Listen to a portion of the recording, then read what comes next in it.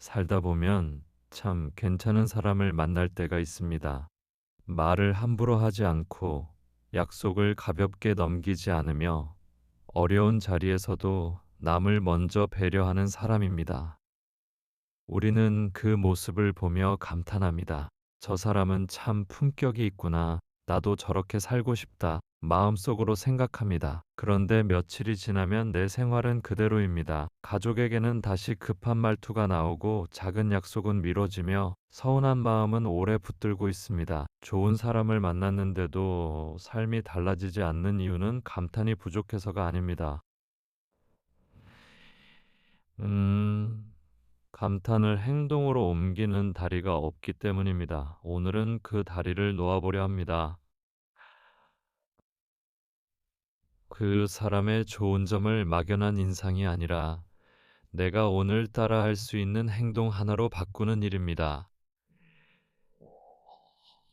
배움은 마음이 움직인 순간이 아니라 생활이 조금 달라진 순간부터 시작됩니다. 나이가 들수록 새로운 사람에게서 배우는 일이 줄었다고 느끼지만 사실 배움의 재료는 가까운 곳에 남아 있습니다. 공자의 가르침을 전하는 논어에는 어진 사람을 보면 그와 같아지기를 생각하고 그렇지 않은 사람을 보면 자신을 돌아보라는 취지의 기록이 있습니다. 이것은 훌륭한 사람을 우러러보라는 말에서 끝나지 않습니다. 남의 모습을 나를 비추는 거울로 삼으라는 뜻에 가깝습니다. 다만 오늘 우리는 고대의 위계 질서를 그대로 따를 필요는 없습니다. 나이가 많다고, 지위가 높다고 무조건 배울 사람은 아닙니다. 반대로 나보다 젊은 사람, 말수가 적은 사람, 눈에 띄지 않는 사람에게서도 배울 점은 있습니다. 중요한 것은 사람 전체를 완벽하다고 판단하는 일이 아닙니다. 그 사람이 어떤 순간에 어떤 선택을 했는지를 보는 일입니다. 회의에서 남의 말을 끊지 않았는지, 가족의 실수를 공개적으로 탓하지 않았는지, 작은 돈 앞에서도 약속을 지켰는지 살펴보십시오. 배움은 사람을 숭배할 때보다 행동을 정확히 관찰할 때 더 안전하고 오래 갑니다. 좋은 사람을 만나면 우리는 쉽게 큰 말부터 떠올립니다.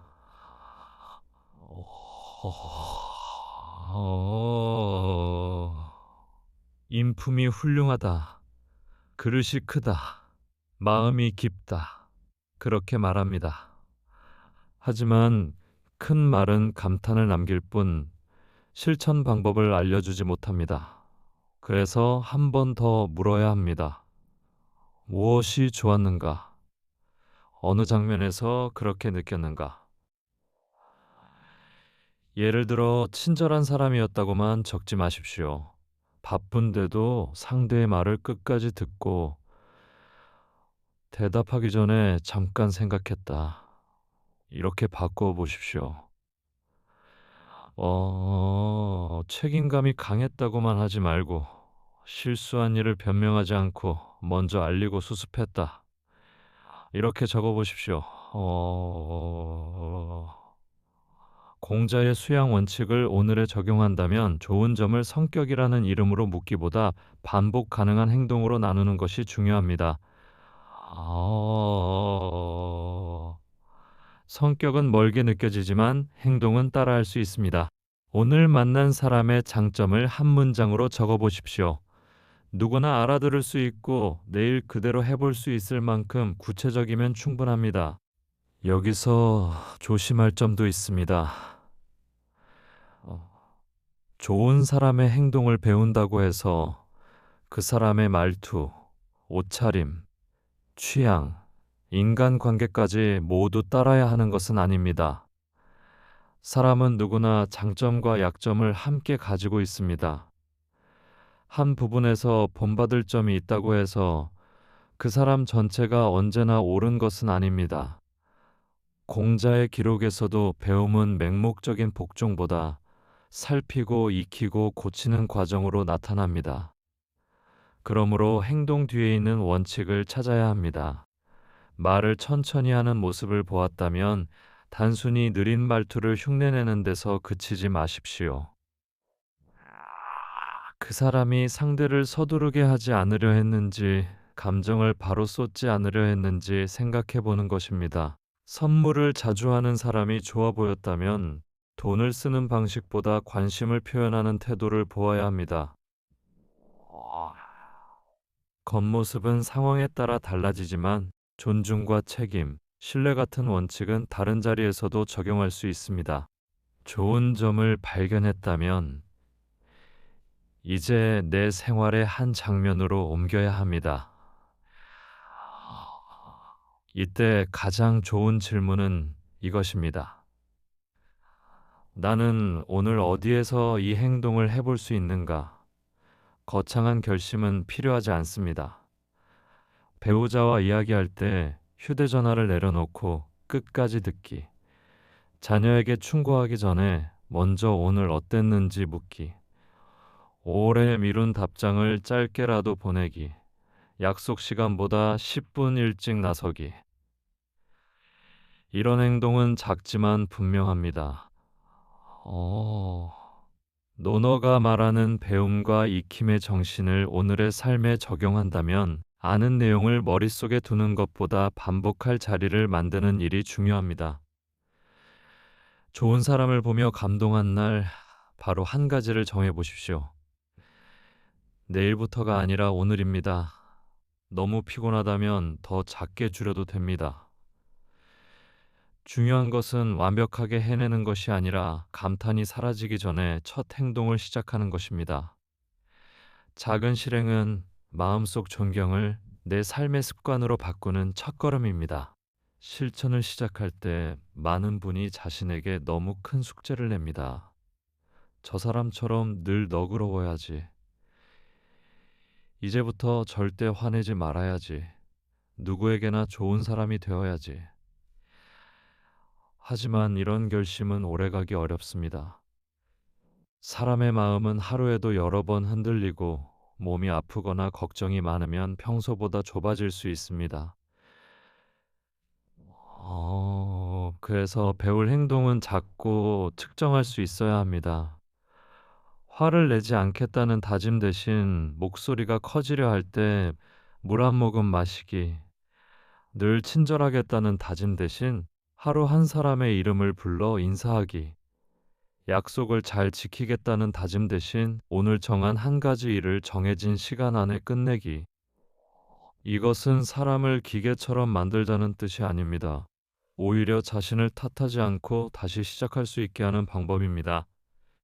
수양은 한 번의 큰 결심보다 작은 행동을 알아차리고 되풀이하는 데서 깊어집니다. 하루를 마친 뒤에는 했는지 못했는지만 조용히 표시해 보십시오. 판단보다 기록이 다음 반복을 돕습니다. 한 번 해본 행동이 곧 내 것이 되는 것은 아닙니다. 처음에는 어색하고 잊어버리기도 하며 기대한 반응이 돌아오지 않을 수도 있습니다. 내가 말을 끝까지 들었는데 상대는 고마워하지 않을 수 있습니다. 먼저 사과했는데도 관계가 바로 풀리지 않을 수 있습니다. 이럴 때 실천을 포기하면 배움은 다시 감탄으로 돌아갑니다. 공자의 기록에서 배움은 때에 맞게 익히는 기쁨과 연결됩니다. 오늘의 말로 풀면 반복하면서 내 몸과 관계에 맞는 방법을 찾아가는 과정이라 할 수 있습니다. 같은 행동을 사흘만 시험해 보십시오. 그리고 결과보다 내 태도를 살펴보십시오. 전보다 덜 끊었는가? 변명하기 전에 사실을 말했는가? 약속을 잊지 않으려 기록했는가? 작은 변화가 보이면 계속하고, 맞지 않으면 방법을 조정하면 됩니다. 배움은 남의 행동을 복사하는 일이 아니라 좋은 원칙을 내 생활에 맞게 길들이는 일입니다. 서두르지 않아도 됩니다. 가족 안에서는 좋은 사람의 장점을 배우기가 더 어렵습니다.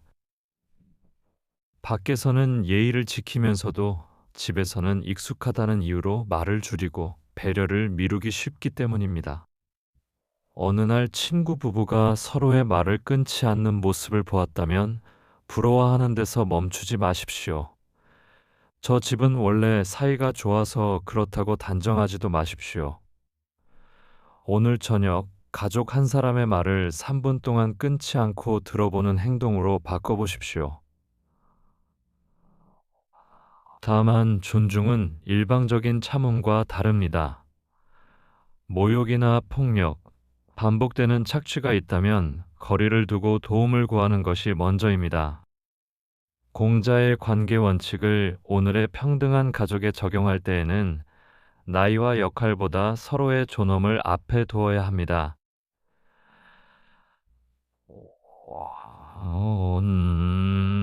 좋은 점을 배운다는 것은 내가 먼저 할 수 있는 예의를 선택하는 것이지 부당한 일을 견디는 것이 아닙니다. 오늘 가족에게 보여줄 작은 존중 하나를 정해 보십시오.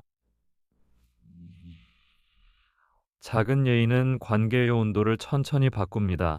일터나 모임에서도 본받을 사람을 만납니다.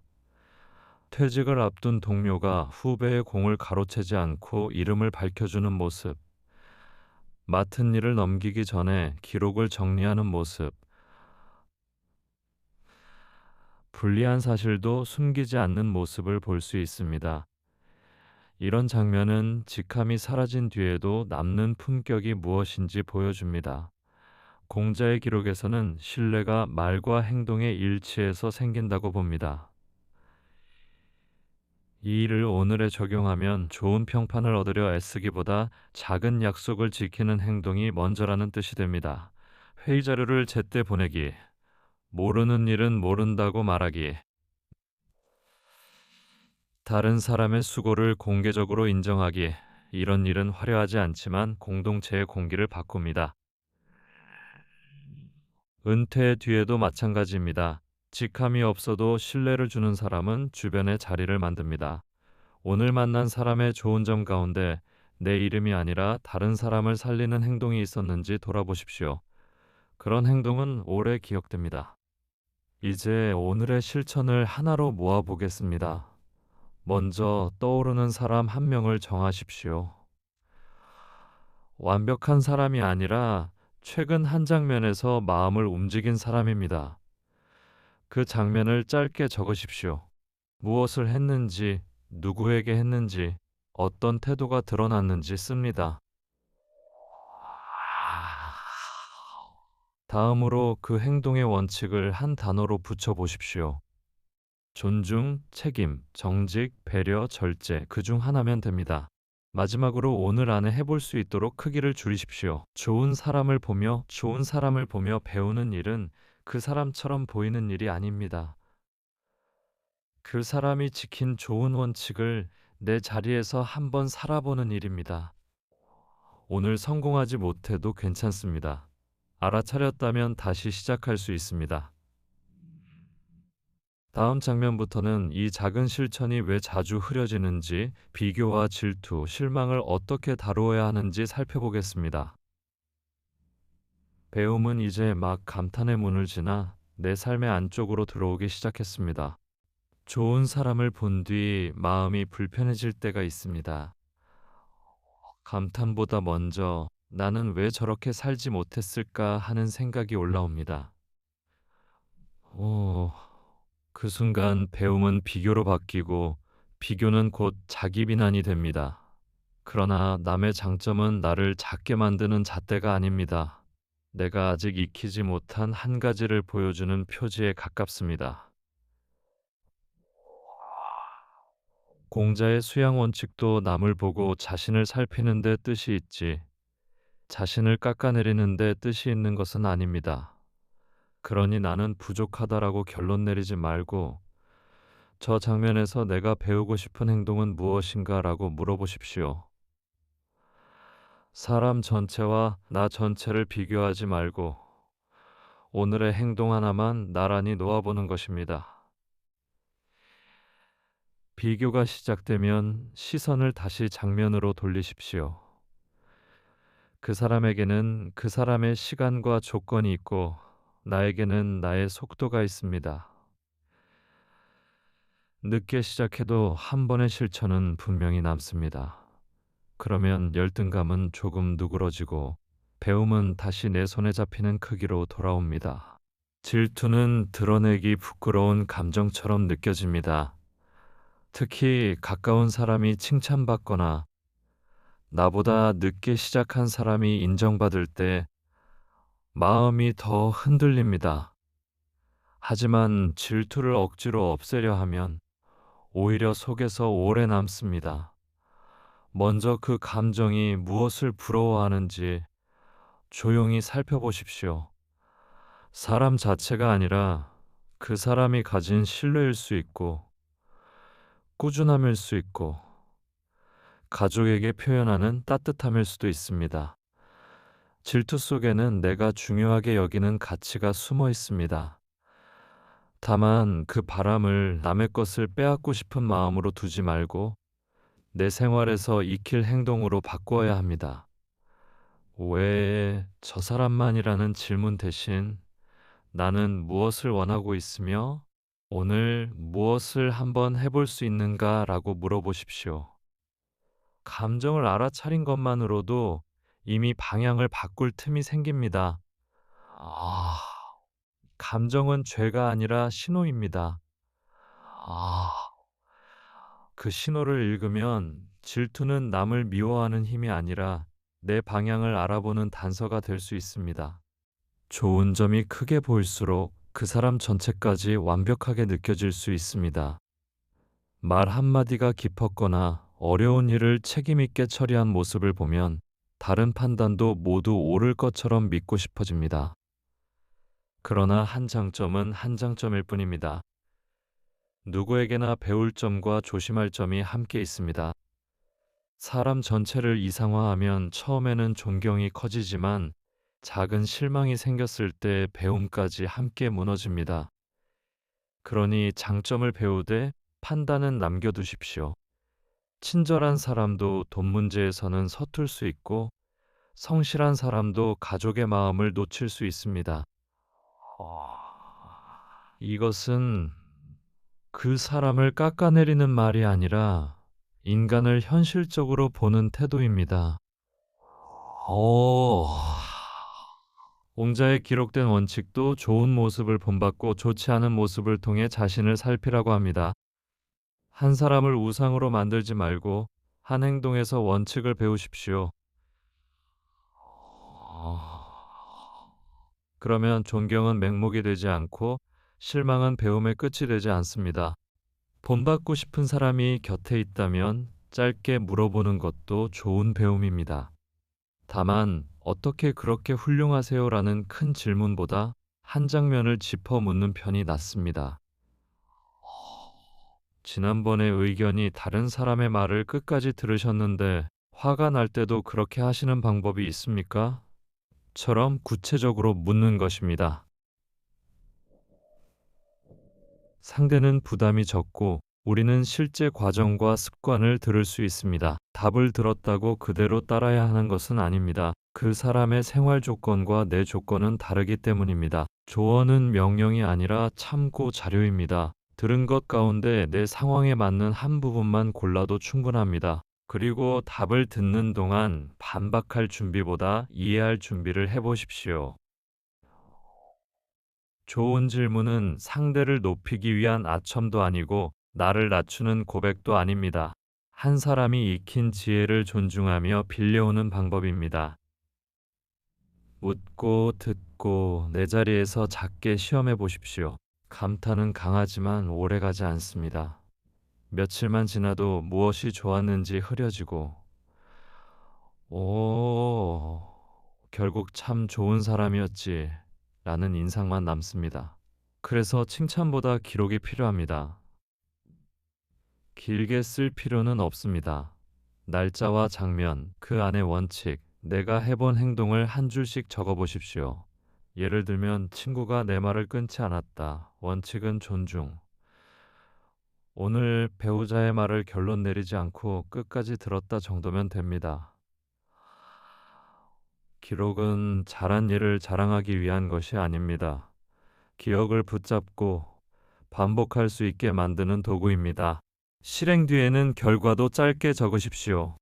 상대가 어떻게 반응했는지, 내 마음이 어땠는지, 다음에는 무엇을 줄이거나 늘릴지 남깁니다. 이렇게 쓰면 좋은 사람의 장점이 막연한 인상이 아니라 내 생활의 자료가 됩니다. 공자의 배움 원칙을 오늘식으로 옮기면 익힌다는 것은 되풀이에 확인하는 일입니다. 한 줄의 기록이 그 반복을 이어주는 작은 다리가 됩니다. 실천을 정했지만 하지 못한 날도 생깁니다. 가족의 말을 끝까지 듣기로 했는데 또 끊었고, 약속 시간을 지키려 했는데 늦었을 수 있습니다. 그때 나는 역시 안 된다라고 말하면 행동 하나의 실패가 사람 전체의 실패로 커집니다. 배움은 그렇게 끝나기 쉽습니다. 대신 실패한 장면을 다시 작게 보십시오. 언제 무너졌는지, 무엇이 방해했는지, 행동이 너무 컸는지 살펴봅니다. 피곤한 저녁에는 긴 대화보다 먼저 휴식을 알리는 것이 필요할 수 있고, 모든 약속에 완벽하려 하기보다 한 가지 약속부터 지키는 편이 나을 수 있습니다. 잘못을 알아차리고 고치는 것이 수양이라는 원칙은 자신을 몰아붙이라는 뜻이 아닙니다. 고칠 수 있는 크기로 다시 줄이라는 뜻에 가깝습니다. 오늘 놓쳤다면 내일 같은 행동을 절반 크기로 해보십시오. 실패를 판결문으로 쓰지 말고 다음 실험을 위한 메모로 남기십시오. 다시 시작하는 사람에게 실패는 끝이 아니라 조정의 자료입니다. 사람의 기준은 이익이 걸렸을 때 더 선명하게 드러납니다. 평소에는 공정과 신뢰를 말하기 쉽지만 돈이나 자리, 명예가 눈앞에 오면 마음이 급해집니다. 공자의 기록에는 군자가 의로움을 살피고 소인은 이익만을 좇는다는 대조가 나옵니다. 이를 오늘에 적용한다고 해서 돈을 멀리하라는 뜻은 아닙니다. 생활에는 돈이 필요하고 정당한 보상도 중요합니다. 다만 얻는 과정에서 약속을 깨고 있는지, 다른 사람의 공로를 가리고 있는지, 약한 사람에게 부담을 떠넘기고 있는지를 함께 보라는 뜻입니다. 좋은 사람에게서 배운 정직과 책임은 손해가 전혀 없을 때보다 작은 이익을 포기해야 할 때 진짜 행동이 됩니다. 눈앞의 이익은 짧지만 신뢰의 결과는 오래 남습니다. 결정을 앞두고 세 가지를 물어보십시오. 이 선택은 공정한가? 관계의 신뢰를 해치지 않는가? 나중에 설명해도 부끄럽지 않은가? 이익을 얻되 기준을 잃지 않는 것. 그것이 오래 남는 품격입니다. 외로울 때 우리는 마음이 맞는 완벽한 사람을 기다리기 쉽습니다. 먼저 연락해주는 사람, 내 사정을 깊이 이해해주는 사람, 오래 함께할 사람을 바라봅니다. 그러나 관계는 발견되기보다 작은 예의가 반복되며 만들어지는 경우가 많습니다. 오, 아파트 복도에서 먼저 인사하고 오래 못 본 지인에게 짧게 안부를 묻고 모임에서 말이 적은 사람에게 자리를 내어주는 행동이 시작이 될 수 있습니다. 큰 친밀감보다 안전한 작은 접촉을 쌓는 것입니다. 이것은 외로움을 개인 노력만으로 해결할 수 있다는 뜻은 아닙니다. 우울감이 오래가거나 일상이 무너질 정도라면 전문적인 도움도 필요합니다. 다만 우리가 할 수 있는 범위에서는 완벽한 친구를 기다리기보다 예의를 먼저 건넬 수 있습니다. 답이 늦어도 자신의 가치를 의심하지 마십시오. 관계는 속도가 다릅니다. 한 번의 깊은 대화보다 부담 없는 인사와 관심이 여러 번 이어질 때 공동체의 문이 조금씩 열립니다. 이제 일주일 동안 해볼 한 행동을 정해보겠습니다. 먼저 본받고 싶은 장면 하나를 고르십시오.